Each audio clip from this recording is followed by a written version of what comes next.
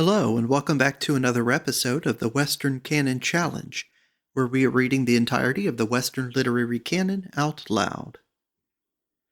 Today we continue in Book 4 of The Well at the World's End, a tale by William Morris.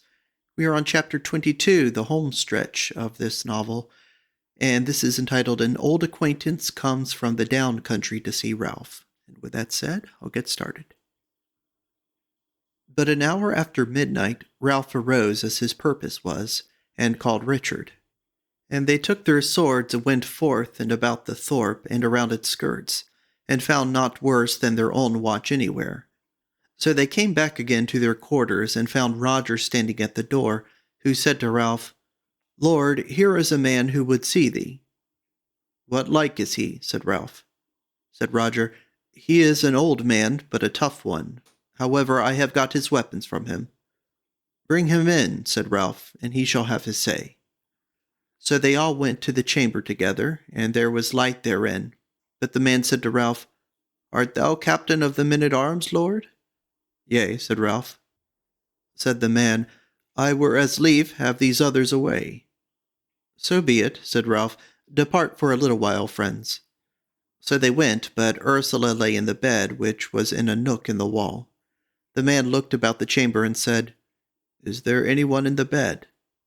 "Yea," said Ralph, "my wife, good fellow. Shall she go also?" "Nay," said the carle, "we shall do as we are now. So I will begin my tale." Ralph looked on him and deemed that he had seen him before, but could not altogether call his visage to mind, so he held his peace, and the man went on. "I am of the folk of the shepherds of the downs. We be not a many by count of noses, but each one of us, who has come to the man's yean, and many who be past them, as I myself, can handle weapons at a pinch. Now some deal we have been harried, and have suffered by these wretches, who have eaten into the bowels of this land. That is to say, they have lifted our sheep, and slain some of us who withstood them. But whereas our houses be uncostly, and that we move about easily from one hillside to another, it is like that we should have deemed it wisest to have borne this trouble, like others of wind and weather, without seeking new remedy.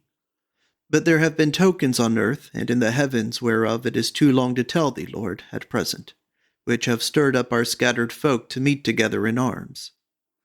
Moreover, the blood of our young men is up, because the burg devils have taken some of our women, and have mishandled them grievously and shamefully, so that naught will keep point and edge from seeking the war clash. Furthermore, there is an old tale which hath now come up again, that sometime when our folk shall be in great need, there shall come to our helping one from afar, whose home is anigh, a stripling and a great man, a runaway and the conqueror of many. Then, they say, shall the point and the edge bring the red water down on the dear tales, whereby we understand that the blood of men shall be shed there, and not to our shame or dishonor. Again, I mind me of a rhyme concerning this which saith, "The dry tree shall be seen on the green earth, and green the wellspring shall arise for the hope of the wise. They are one which were twain, the tree bloometh again, and the wellspring hath come from the waste to the home." Well, Lord, thou shalt tell me presently if this hath aught to do with thee. For, indeed, I saw the dry tree, which hath scared us so many a time, beaten on thy sergeant's coats. But now I will go on and make an end of my story. Ralph nodded to him kindly, for now he remembered the carle, that he had seen him but that once when he rode the greenway across the downs to Higham. The old man looked up at him as if he too had an inkling of old acquaintance with Ralph, but went on presently. "There is a woman who dwells alone with none to help her, anigh to the St. Anne's Chapel. The woman is not very old, for she is of mine own age, and time was we have had many a fair play in the ingles of the downs in July weather. Not very old, I say, but wondrous wise, as I know better than most men. For oft, even when she was young, would she foretell things to come to me, and ever it fell out according to her spadum. To the said woman I sought today in morning, not to win any wisdom of her, but to talk over remembrances of old days. But when I came into her house, lo, there was my carline walking up and down the floor, and she turned round upon me like a young woman of past days, and stamped her foot and cried out, What does the sluggard dallying about women's chambers, when the time is come for the deliverance? I let her talk, and spake no word lest I should spoil on her story, and she went on. Take thy staff, lad, for thou art stout as well as merry, and go down to the thorps at the feet of the downs towards Higham. Keep thee well from the burg devils, and go from stead to stead, till thou comest on a captain of men-at-arms, who is lord over a company of green coats of the Dry Tree. A young lord, fair-faced and kind-faced, and mighty, and not to be conquered. And the blessing of the folk, and the leader of the shepherds, and the foe of their foemen, and the well-beloved of Bearfather. Go night and day, sit not down and eat, stand not to drink, heed none that crieth after thee for deliverance. But go, till thou hast found him. Meseems I see him riding towards Higham, but those dastards will not open the gate to him, of that be sure. He shall pass on and lie tonight. It may be at Mileham, it may be at Milton, it may be at Garton. At one of those thorps shall you find him, and when you have found him thus bespeak him. O bright friend of the well, turn not aside to fall on the burghers in this land, either at Foxworth Castle, or on the Longford, or on the Nineways Garth. All that thou mayest do hereafter, thou or thy champions, there be burghers otherwhere, housed in no strong castle, but wending the road toward the fair greensward of Upmeads.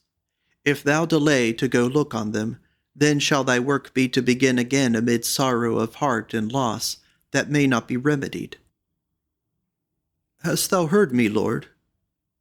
Yea, verily, said Ralph, and at sunrise shall we be in the saddle to ride straight to Upmeads, for I know thee, friend. Hold a while, said the carle, for meseemeth I know thee also. But this withal she said, But hearken, Giles, hearken a while, for I see him clearly, and the men that he rideth with, and the men that are following to his aid, fierce and fell are they, but so withal are the foemen that await them, and his are few, howsoever fierce. Therefore bid them this also, Haste, haste, haste, but haste not overmuch, lest thou speed the worse. In Bear Castle I see a mote of our folk, and thee amidst of it with thy champions, and I see the staves of the shepherds rising round thee like a wood. In Wulstead I see a valiant man with sword by side and sally on head, and with him sitteth a tall man-at-arms, grizzle-headed and red-beard, big-boned and mighty. They sit at the wine in a fair chamber, and a well-looking dame serveth them, and there are weaponed men no few about the streets. Wilt thou pass by friends, old friends? Now ride on, green coats, stride forth, shepherds, staves on your shoulders, woolwards. And there goes the host over the hills into Upmeads, and the burg devils will have come from the wood Debatable to find graves by the fair river. And then do thy will, O friend of the well. The carle took a breath, and then he said, Lord, is this the say I was charged with? And if thou understandest it, well. But if it be dark to thee, I may make it clear if thou ask me aught. Ralph pondered a while, and then he said, Is it known of others than thy spaewife that the burghers be in Upmeads? Nay, lord, said the carle, and this also I say to thee, that I deem by what she said that they be not in Upmeads yet, but drawing thitherward, as I deem from the wood Debatable. Ralph arose from his seat and strode up and down the chamber a while. Then he went to bed and stood over Ursula, who lay twixt sleeping and waking, for she was weary. Then he came back to the carle and said to him, Good friend, I thank thee, and this is what I shall do. When daylight is broad, and lo, the dawn beginning, I shall gather my men and ride the shortest way, which thou shalt show me, to Bear Castle. And there I shall give the token of the 4 fires, which erstwhile a good man of the shepherds bade me if I were in need. And it seems to me that there shall the mote be hallowed, though it may not be before nightfall. But the mote done, we shall wend, the whole host of us, be we few or many, down to Wulstead, where we shall fall in with my friend Clement Chapman and hear tidings. Thence shall we wend the ways I know in the land where I was born, and the folk amongst whom I shall die. And so let St. Nicholas and all Hallows do as they will with us. Deemest thou, friend, that this is the meaning of thy wise she-friend? The carle's eyes glittered, and he rose up and stood close by Ralph. Then he said, Even so she meant. And now I seem to see that but few of thy riders shall be lacking when they turn their heads away from Upmeads towards the strong places of the Burg devils that are hereabouts. But tell me, captain of the host, is that victual and bread that I see on the board? Ralph laughed. Fall to, friend, and eat thy fill. And here is wine withal. Thou needest not to fear it. Wert thou any the worse of the wine that thoroughly poured into thee that other day? Nay, nay, master, said the carle between his mouthfuls, but mickle the better, as I shall be after this. All luck to thee. Yet see that I need not wish thee luck, since that is thine already. Sooth to say, I deemed I knew when I first set eyes on thee again. I looked not to see thee more, though I spoke to thee words at that time which came from my heart, almost without my will. Though it is but a little while ago, thou hast changed much since then, and hast got another sort of look in thine eyes than they had. Nay, nay, he said laughing, not when thou lookest on me so frankly and kindly. That is like the look when we passed thoroughly about. Yea, I see the fashion of it. One look is for thy friends, another for thy foes. God be praised for both. And now I am full, I will go look on thy wife. So he went up to the bed and stood over Ursula, while she, who was not fully awaked, smiled up into his face. The old man smiled back at her and bent down and kissed her mouth, and said, I ask thy pardon, lady, and thine, my lord, if I be too free, but such is our custom of the Downs. And sooth to say, thy face is one that even an old man should not fail to kiss if occasion serve, so that he may go to paradise with the taste thereof on his lips. We are nowise hurt by thy love, friend, said Ursula. God make thy latter days of life sweet to thee. Chapter 23. They ride to Bear Castle. But while they spake thus and were merry, the dawn had well nigh passed into daylight. Then Ralph bade old Giles sleep for an hour, and went forth and called Roger and Richard, and went to the great barn. There he bade the watch wake up Stephen and all men, and they gat to horse as speedily as they might, and were on the road ere the sun was fully up. The spearmen of the thorp did not fail them, and numbered 23 all told. Giles had a horse given him, and rode the way by Ralph. They rode up and down the hills and dales, but went across country, and not by the greenway, for thuswise the road was shorter. But when they had gone some 2 leagues, and were nigh on top of a certain low green ridge, they deemed that they heard men's voices anigh, and the clash of arms. And it must be said that by Ralph's rede they journeyed somewhat silently. So Ralph, who was riding first with Giles, bid all stay, and let the crown of the ridge cover them. So did they, and Giles gat off his horse and crept on top of the ridge, till he could see down to the dale below.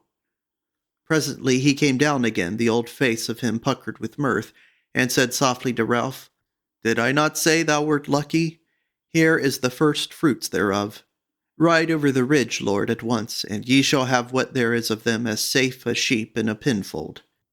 So Ralph drew sword and beckoned his men up, and they all handled their weapons and rode over the brow, and tarried not one moment there, not even to cry their cries. For down in the bottom were a sort of men 26, as they counted them afterward, sitting or lying about a cooking fire, or loitering here and there with their horses standing behind them, and they mostly unhelmed. The champions knew them at once for men of their old foes, and there was scarce time for a word ere the half of them had passed by the sword of the Dry Tree.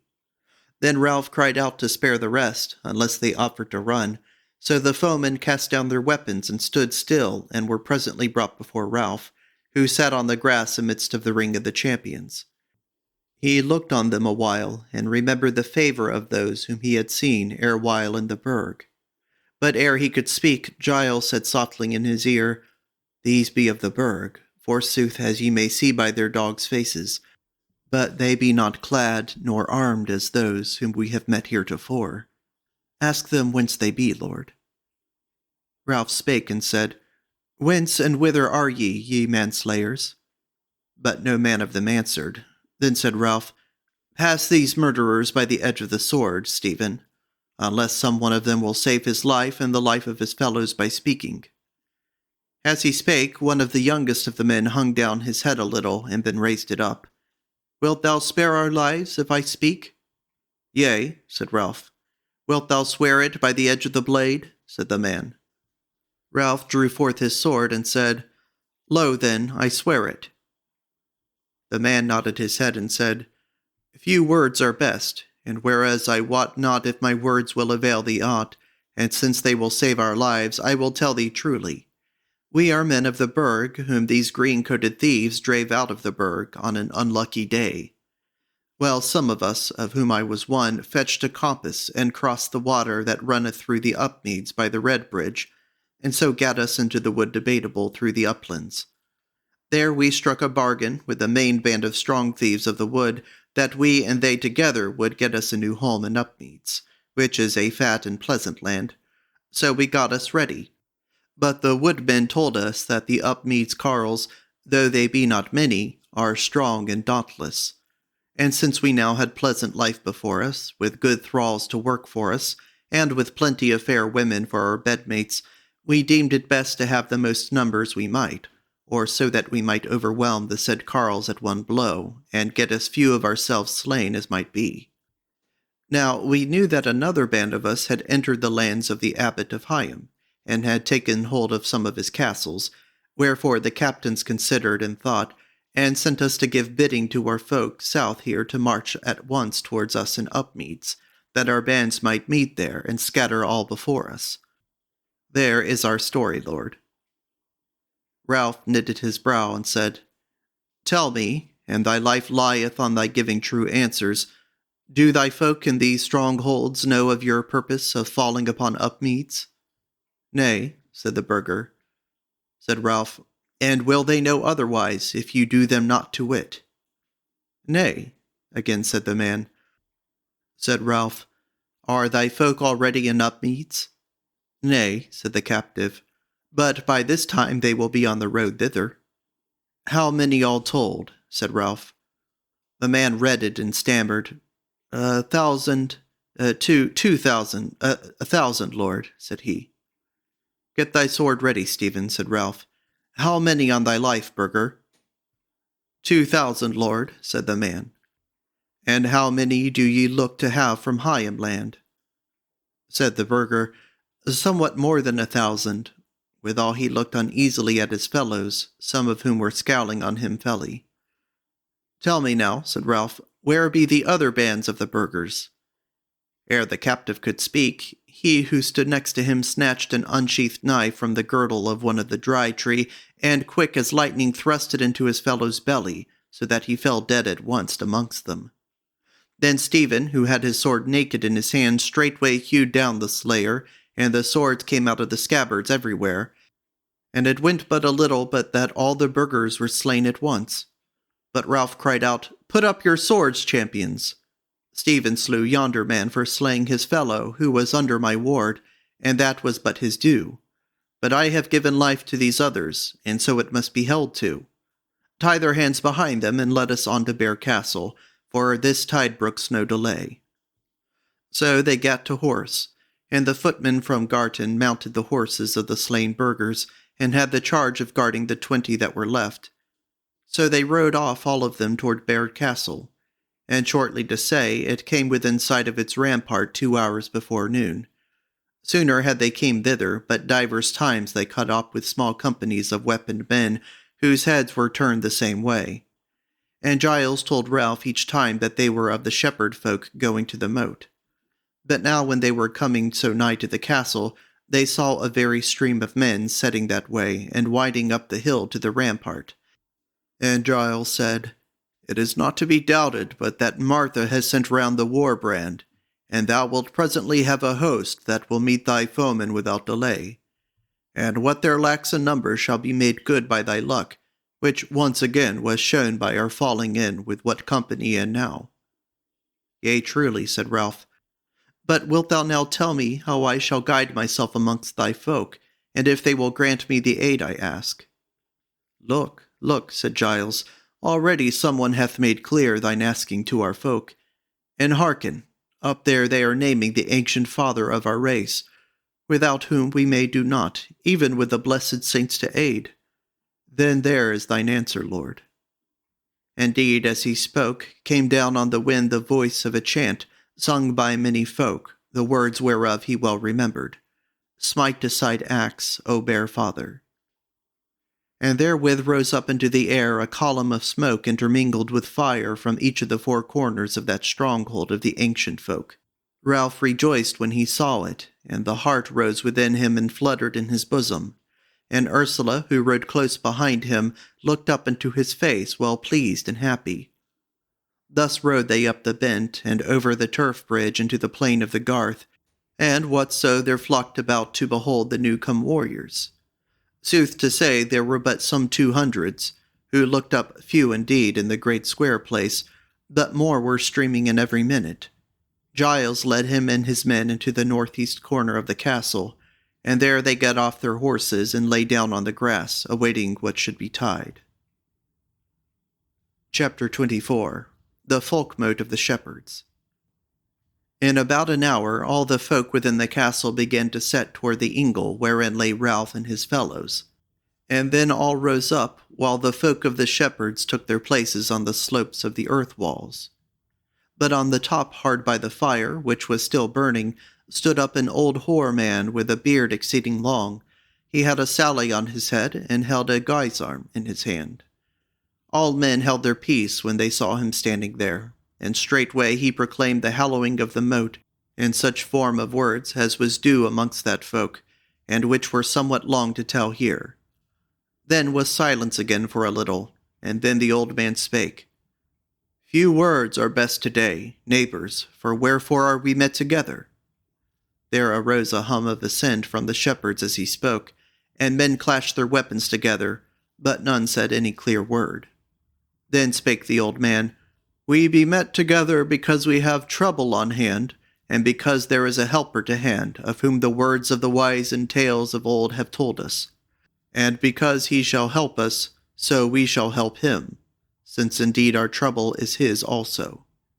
Now, neighbors, shall I say the word for you which ye would say to this young man, who is nevertheless old in wisdom, and true-hearted and kind? Then came the hum of yea say again, the clashing of weapons, and the old man spake again. Ralph of Upmeads, there thou standest. Wilt thou help us against the tyrants, as we shall help thee? Yea, said Ralph. Said the elder, Wilt thou be our captain, if we do according to thy bidding? For thou needest not fear our failing thee. Yea, verily, said Ralph. Said the elder, Ralph of Upmeads, wilt thou be our captain as an alien and a hireling, or as a brother? As a brother, quoth Ralph. Come up here then, captain of our folk, and take my hand in thine, and swear by our fathers and thine to be true brother of us, and take this ancient staff of war in thine hand, and ye kindred of the shepherds, bear witness of his swearing. Yea, and ye also, O neighbors of the Dry Tree. So Ralph went up unto the wall top, and took the elder's hand. He took from the ancient guisarme, which was inlaid with gold letters of old time, and he swore in a loud voice to be true brother of the shepherd folk. Then raised he the weapon aloft, and shook it strongly, and all the folk cried, Hail our brother! And the champions shouted gladly withal, and great joy there was in that ingle of ancient work. Then spake the elder, and said, Ye champions of the Dry Tree, will ye wend with us under the captain of our brother against this foeman and ours? Then stood forth Stephen a Hurst, and said, Master shepherd, for naught else are we come hither. Said the elder, Will ye come with us as friends or as hirelings? For in any case we would have you by our sides, and not in face of us. And though we be shepherds and unhoused, or ill-housed, yet have we wherewithal to wage you, as ye well know enough, who have whiles lifted our gear.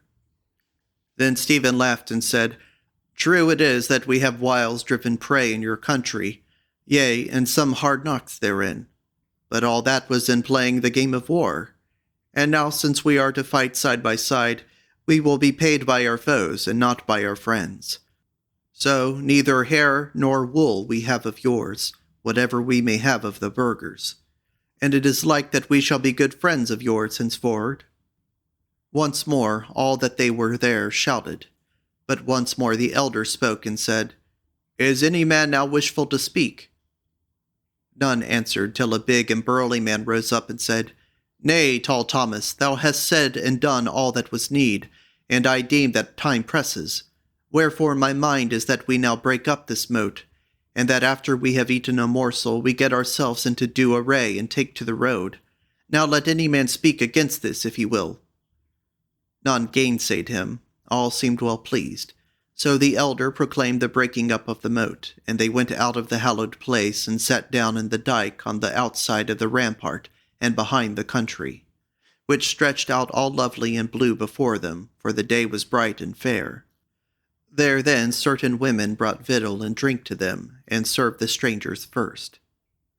So when they had eaten and drunk, Ralph bade the shepherds array them duly, and appointed them leaders of tens and hundreds with the help of Giles, who was now clad in hauberk and mailcoif, and looked a proper man-at-arms. Then they told over their company and numbered of the Dry Tree 150 champions, outtaken Stephen and Roger. Of the men of Garton were 22, and of the shepherds 370, and 7 stout carles, some 80 of whom had bows, and the rest glaives and spears and other staff weapons. There was not much armor of defence amongst them, but they were one and all stark carles and doughty. So when they were told over and made 554, they gat them into array for the road, and Ralph went afoot with no armor but his sallay and a light coat of fence, which he had gotten him in the burg. He would have had Ursula ride on her palfrey with the sage, but she would not, and held it for mirth and pleasure that she should go afoot through the land, now she was so nigh come home into her lord's house. So she went forth by Ralph's side with her broidered gown trussed through her girdle, so that the trimness of her feet drew the eyes of all men to them. As for Richard, he took a half-score of the champions, and they rode on ahead to see that all was clear before the main host, which he might well do, as he knew the country so well. Chapter 25. They come to Wulstead. Thus went they, and naught befell them to tell of till they came anigh the gates of Wulstead hard on sunset. The gates, it has been said, for whereas Ralph left Wulstead a town unwalled, he now found it fenced with pales, and with 2 towers strongly framed of timber on either side of the gate, and on the battlements of the said towers they saw spears glittering. Before the gate they saw a barrier of big beams also, and the gleaming of armor therein. Ralph was glad when he saw that they meant some defence, for though Wulstead was not in the land of Upmeads, yet it was always a friendly neighbour, and he looked to eke out his host therein. Wulstead standeth on a little hill or swelling of the earth, and the road that the company of Ralph took went up to the gate across the plain meadows, which had but here and there a tree upon them, so that the going of the company was beheld clearly from the gate, and it was well seen, because anon came the sound of the blowing of great horns, and the spears thickened in the towers. Then Ralph stayed his company 2 bow-shots from the barriers, while he himself with his sword in his sheath took Ursula's hand and set forth in easy pace toward the gate. Some of his company, and specially Roger and Stephen, would have leaded him, but he laughed and said, "Why, lads, why? These be friends." "Yea," quoth Roger, "but an arrow knoweth no kindred, nor well-willers." "Have a care, lord," said the sage of Swevenham. "Ye speak after the folly of men of war. The hands and the eyes that be behind the bows have other hands and eyes behind them, which shall not suffer that a friend of the Wells shall be hurt." So Ralph and Ursula went forth, and came within a stone's cast of the barrier, when Ralph lifted up his voice and said, "Is there a captain of the townsfolk within the timber here?" A cheery voice answered him, "Yea, yea, lad, spare thy breath, I am coming to thee." And therewith a man came from out of the barrier, and did off his headpiece, and ran straight toward Ralph, who saw at once that it was Clement Chapman. He made no more ado, but coming up to Ralph fell to clipping him in his arms, while the tears ran down his face. Then he stood aloof and gazed upon him speechless a little while, and then spake, Hail, and 100 times hail! But now I look on thee, I see what hath betid, and that thou art too noble and high, that I should have cast mine arms about thee. But now, as for this one, I will be better mannered with her. Therewith he knelt down before Ursula and kissed her feet, but reverently. And she stooped down and raised him up, and with a merry countenance kissed his face and stroked his cheeks with her hand, and said, Hail, friend of my lord! Was it not rather thou than he who delivered me from the pain and shame of Utterbol, whereas thou didst bring him safe through the mountains unto Goldburg? And but for that there had been no well, either for him or for me. But Clement stood with his head hanging down, and his face reddening, till Ralph said to him, Hail, friend! Many a time we thought of this meeting when we were far away and hard bestead, but this is better than all we thought of. But now, Clement, hold up thine head, and be a stout man of war, for thou seest that we are not alone. Said Clement, Yea, fair lord, and timely ye come, both thou and thy company, and now that I have my speech again, which joy hath taken away from me at the first, I shall tell thee this, that if ye go further than the good town, ye shall be met and fought withal by men who are over many and over fierce for us. Yea, said Ralph, and how many they be? Quoth Clement, How many men may be amongst them I wot not, but I deem there be some 2,000 devils. Now Ralph reddened, and he took Clement by the shoulder, and said, Tell me, Clement, are they yet in Upmeads? Sooth to say, said Clement, by this while they may be therein, but this morn it was yet free of them. When thou art home in our house, thy gossip shall belike tell thee much more than I can, for she is foreseeing, and hath told us much in this matter, also that hath come to pass. Then spake Ralph, Where are my father and my mother? And shall I go after them at once without resting, through the dark night and all? Said Clement, and therewith his face brightened, Nay, thou needest go no further to look for them than the house of black cannons within our walls. There are they dwelling in all honour and dignity these 2 days past. What, said Ralph, have they fled from Upmeads and left the high house empty? I pray thee, Clement, bring me to them as speedily as may be. Verily, said Clement, they have fled with many another, women and children and old men, who should but hinder the carles who have abided behind. Nicholas Longshanks is the leader of them down there, and the high house is their stronghold in a way, though forsooth their stout heads and strong hands are better defence. Here Ralph brake in, Sweetling Ursula, though thy feet have worn many a mile today, I bid thee hasten back to the company, and tell Richard that it is as I have said, to wit, that friends and good guesting await them. So let them hasten hither, and come within gates at once. As for me, I have sworn it that I will not go one step back till I have seen my father and mother in their house of Upmeads. Is it well said, Clement? Yea, forsooth, said Clement, but he could not take his eyes off Ursula's loveliness, and she kilted her skirts and ran her ways like one of Diana's ladies in the wildwood. At last he said, Thou shalt wot fair, sir, that ye shall have a little band to go with thee from us of Wulstead. Forsooth, we had gone to-morrow morn in any case, but since thou art here, all is well. Even as he spake, a great shout broke out from the company, as Ursula had given her message, and then came the tramp of men and horses and the clash of weapons as they set forward. And Clement looked and beheld how first of all the array came Ursula, bearing the hallowed staff in her hand, for her heart also was set on what was to come. Then cried out Clement, Happy art thou, Lord, and happy shalt thou be, and who shall withstand thee? Lo, what a war-duke it is, and what a leader that marches with fate in her hands before thine host.